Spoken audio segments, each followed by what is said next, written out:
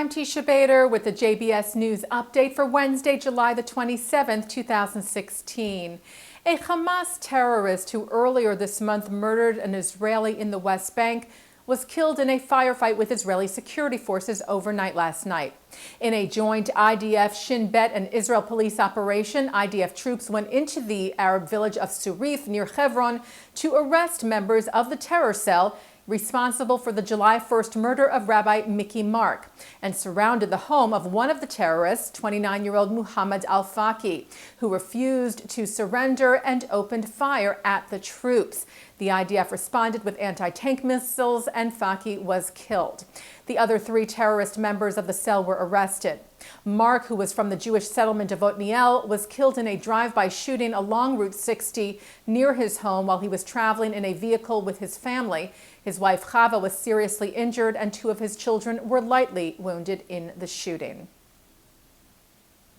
2 members of the Waqf, the Muslim authority at the Temple Mount in Jerusalem, were arrested today after they allegedly attacked a group of Jewish visitors. The visiting group was said to be made up of 6 Jewish archaeologists, one of whom was said to have been lightly injured in the incident. The 2 Waqf members were arrested and taken for questioning. Jordanian forces stationed at the border between Jordan and Israel stopped a man trying to get across to Israel in a vehicle which contained firebombs yesterday. Jordanian border guards reportedly detained the man who ignored their orders at the security checkpoint and tried to drive through roadblocks that were set up approaching the border with Israel. Pope Francis today left Rome on the papal plane to Poland, where he will spend 5 days. The visit is being made to coincide with World Youth Day in Krakow beginning tonight. On Friday, the pontiff will visit the Auschwitz-Birkenau death camp and take part in an interfaith gathering, which will be attended by several Jewish leaders, including Rabbi David Rosen, who serves as the American Jewish Committee's International Director of Interreligious Affairs. The Anti-Defamation League presented its latest figures last night on anti-Semitic incidents in the United States for 2015 at Israel's Knesset. The numbers, which show a slight increase, were given to the Knesset's Immigration and Absorption Committee and noted a total of 941 cases of reported anti-Semitic attacks in the U.S. for 2015, compared to 912 in 2014. A more significant increase was noted of anti-Semitism at college campuses in the U.S., which nearly doubled in 2015 and accounted for 10% of the total incidents reported in the U.S. for that year.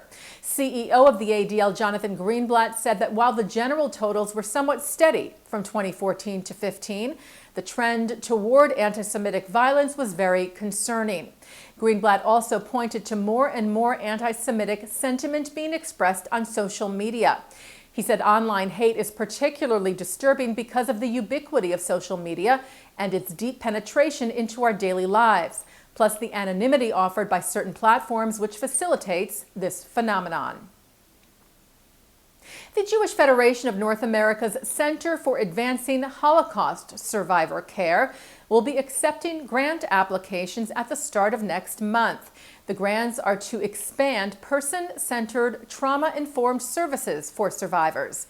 Intent to apply is due on August the 1st. Applications are due on September the 6th. The center was established last year and works with partner organizations, including the Association of Jewish Family and Children's Agencies and the Conference on Jewish Material Claims Against Germany. And taking a look now at our programming for tonight on JBS for Wednesday, July the 27th. At 7 o'clock, more of our coverage of the Global Forum of the American Jewish Committee with a look at the Jewish community in regards to the upcoming election. At 8 o'clock, a look inside the White House from the Jewish Federation's General Assembly. That is followed by a ceremony from the AJC Global Forum on the 40th anniversary of the raid at Entebbe, which honors Air France pilot Michel Bacos. At 9 tonight, Mark Golub sits down with Holocaust survivor Moshe Avital, who survived Auschwitz and Buchenwald, and talks about his journey and his fighting with the Haganah in the War of Independence. And coming up right after this newscast tonight, Thinking Out Loud with Micah Halpern. And that's the JBS News Update for Wednesday, July the 27th, 2016. I'm Teisha Bader.